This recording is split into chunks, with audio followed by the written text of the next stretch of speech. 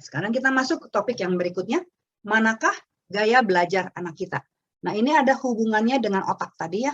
Gaya belajar anak kita itu ternyata ada 3. Ya, di sini ada banyak sekali ahli yang membagi, tapi saya akan ambil yang general. Walter Berkey Bart ini membagi bahasa kasih dengan 3 hal. Membagi gaya belajar dengan 3 hal, yaitu gaya belajar visual, learning style visual, auditory, dan kinesthetic. Disingkatnya VAK, VAK.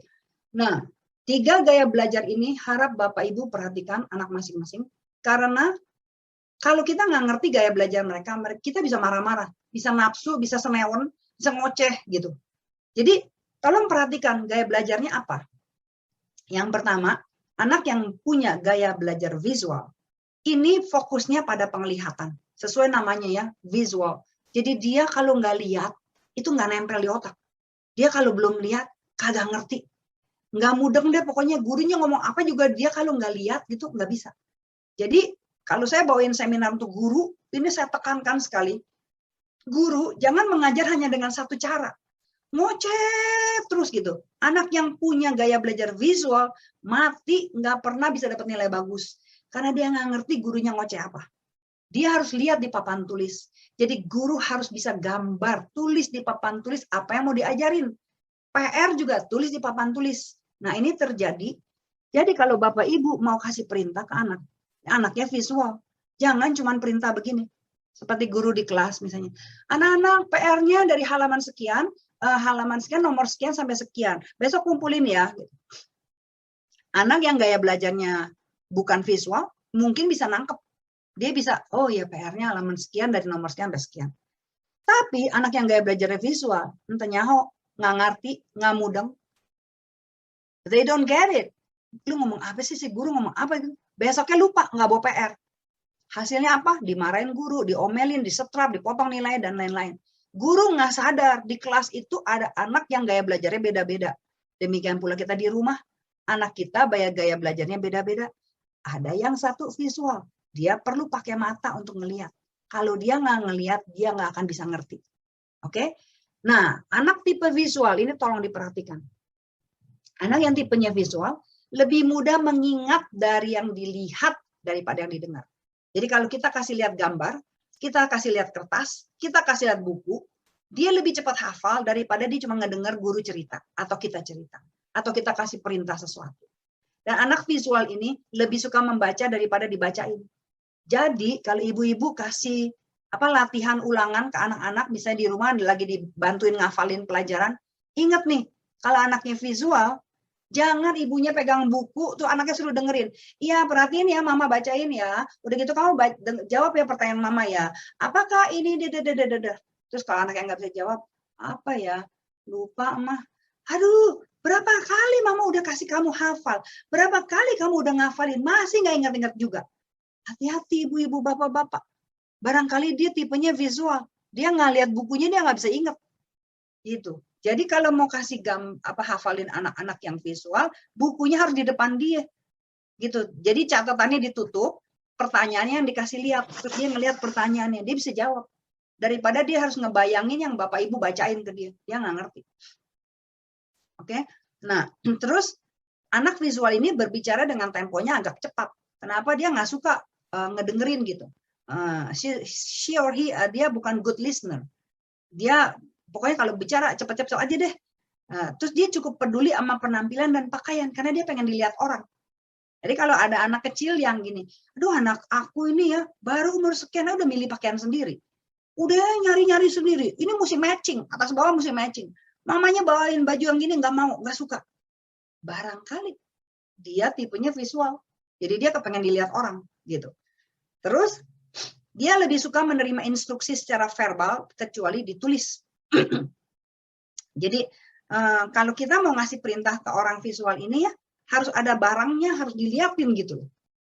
Jadi atau kecuali ditulis itu ada instruksinya, ada apa mesti ngapain. Contohnya gini, misalnya ada orang nanya jalan ke kita, itu kantor pos di mana ya?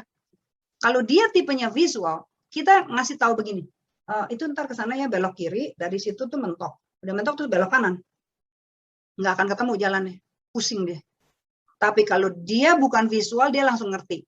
Dia orang auditory, dia ngerti. Tapi kalau dia orang visual, kita mesti ambil map, ambil peta, kasih lihat. Ini ya, ini kan sekarang posisi kita di sini nih. Ntar kamu terus ya, nanti kamu terbelok kanan. Begitu kamu di situ mentok, kamu belok kiri. Dia langsung gini, oh iya, I got it. Oke, saya ngerti. Gitu. Itu bedanya. Oke. Terus anak visual itu tidak mudah terdistraksi dengan keramaian.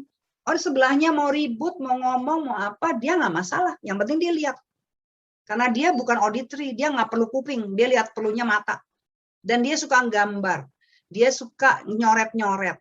Oke, jadi dia di kelas suka sekali ngeliatin gerak-gerik mulut gurunya gitu. Karena dia visual, dia mesti ngeliat gurunya ngomong apa. Nggak bisa dia cuman dikasih tape recorder sudah dengerin belajar, nggak bisa. Jadi anak visual agak berat kalau online learningnya itu nggak pakai gambar, nggak ada videonya, itu setengah mati dia. Jadi kalau dia lihat gurunya di video gerak-gerak gitu, dia masih bisa belajar. Oke. Dan anak yang visual senang banget duduk paling depan karena dia pengen lihat gurunya, pengen lihat papan tulis. Ya. Terus begitu dia selalu berpikir dan mengerti pelajaran dengan membayangkan gambar, yaitu anak visual. Nah, Bapak Ibu jangan marah kalau di rumah ngelihat anaknya nyoret-nyoret buku, nyoret-nyoret kertas, sambil ngafalin ngegambar. Jangan cepat-cepat marah. Cari tahu kenapa dia gambar. Dia orang itu suka sekali mapping. Jadi mau belajar sesuatu tuh dia mapping. Dia coret sono, dia coret sini. Oh ini what-nya apa ya, why-nya apa ya, who-nya apa. Dia nyoret-nyoret sendiri. Terus mereka kalau belajar mesti buku di depan dia, diliatin gambarnya, tulisannya gitu. Nggak bisa kalau cuman kita ngafalin dia, bukunya kita yang pegangin gitu. Waduh, bisa emaknya naik darah, bisa meledak, nggak hafal-hafal. Karena dia anak visual. Oke, jadi kita harus bantu mereka. Kita harus biarkan mereka sambil kita nerangin, dia mau gambar-gambar, dia mau coret-coret, dia mau kasih peta, apa segala macam, silakan gitu. Ya. Nah, gaya belajar yang kedua ada gaya belajar auditory. Ini yang lebih umum di dunia, lebih banyak anak yang auditory. Jadi mereka cenderung lebih ngandelin audio, suara di kuping. Mereka lebih demen, mereka dengar, terus mereka ngerti. Jadi anak yang auditory malah kalau dikasih gambar, entahnya pusing disuruh ngeliatin peta. Ya ampun, suruh baca peta itu enggak nyaho-nyaho, enggak bisa-bisa, enggak ngerti. Tapi kalau dia dengerin kita nerangin, perintahin, nih ya, nomor 1 kamu harus gini-gini-gini, nomor 2 kamu harus gini-gini-gini, nomor 3 kamu harus gini-gini-gini, dia malah cepet. Oh iya, ya, oke, saya ngerti. Jadi kalau punya pembantu auditory, dikasih perintah, ngomongin doang bisa ngerti, itu dia berarti auditory.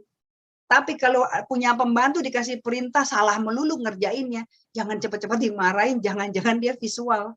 Gitu. Jadi mesti mau suruh kasih belanja, bonnya mesti ada.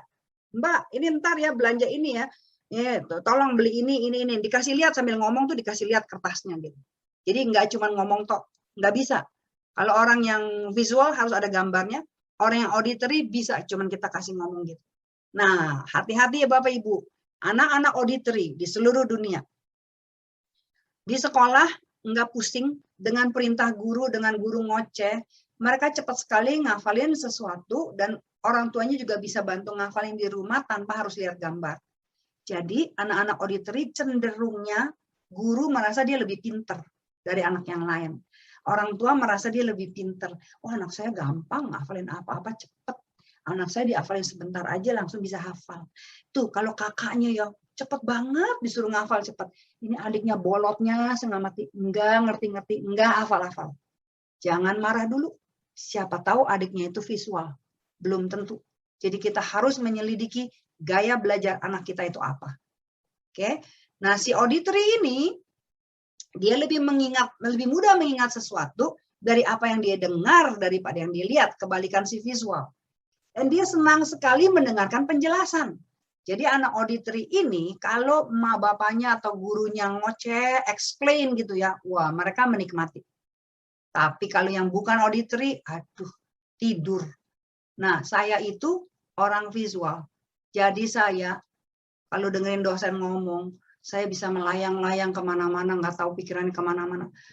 Sebentar oke, Tapi kalau lama, aduh saya menderita loh, menderita. Jadi saya belajarnya harus double, saya harus buka buku saya, lihat gambarnya lagi, terus ngebayangin apa yang dia ngoceh tadi, setengah mati. Jadi kalau guru-guru zaman sekarang, yang saya lagi kasih seminar ke mereka adalah mereka harus bisa membuat soal atau mengajar untuk semua gaya belajar anak. Tidak hanya anak auditory yang dikasih service, tapi anak visual dan anak yang satunya kinestetik juga harus dikasih service. Kalau mereka tidak sanggup memberikan model soal-soal dengan 3 gaya belajar, anak yang 2 lagi menderita. Karena guru-guru yang tidak berpengalaman hanya konsumennya anak auditory. Mereka pokoknya gue terangin, lu mesti ngerti, besok dihafalin, nilainya mesti 100. Mereka nggak mau tahu. Kalau itu terjadi, yang salah bukan anaknya, tapi gurunya. Jadi inilah kerjaan saya keliling sekolah-sekolah di Indonesia, saya juga bagi ke guru-guru apa yang harus mereka lakukan di kelas, bukan cuma orang tua yang ditatar, yang di training, gurunya pun harus di training. Jadi ada kerjasama yang baik gitu ya. Nah, anak yang auditory ini lebih mudah mengingat nama saat berkenalan dengan orang baru, terus lebih suka belajarnya lewat diskusi. Jadi kan ngoceh, dengerin orang ngomong gitu, mereka suka sekali. Terus kalau belajar dia suka baca.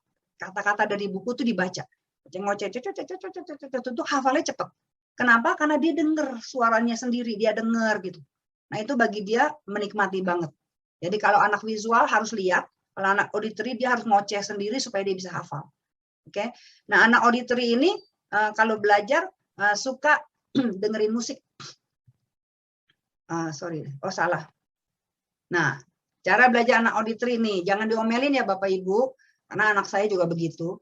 Jadi saya sempat marah juga sama dia. Masa kalau bikin PR, belajar ulangan, mesti ada headset di kepalanya. Saya bilang gini, bagaimana bisa belajar? Mama sih pusing. Mama kalau mau nyiapin apa-apa, pakai headset. Kepalanya kemana-mana yang didengerin musik, bukannya bikin kerjaan. Dia bilang gini, tanpa musik saya tidak bisa belajar. Hah? Yang benar kamu bercanda? Iya, saya kalau ada musik, dia pasang musik klasik, dia demennya musik klasik. Kalau ada musik klasik itu ngafal kayaknya ditelan semua. Masuk dengan gampang. Kalau nggak ada musik dia kelimpungan pusing sekali, jadi belajarnya waktunya lebih panjang gitu. Kayak ada yang hilang. Kupingnya tidak terpenuhi kebutuhannya, auditory-nya tidak terpenuhi. Jadi kalau ada anak yang dengerin musik sebagai lullaby untuk belajar, pahami bahwa mereka mungkin anak auditory. Asal jangan musiknya gedembrung nggak karu-karuan, itu mah memang mereka pengen dengerin musik. Jadi ibu bapak tolong perhatikan hal ini ya. Jadi musiknya juga harus pelan, harus hanya membantu kepalanya itu, otaknya itu menikmati supaya penyerapan belajar itu lebih baik. Oke.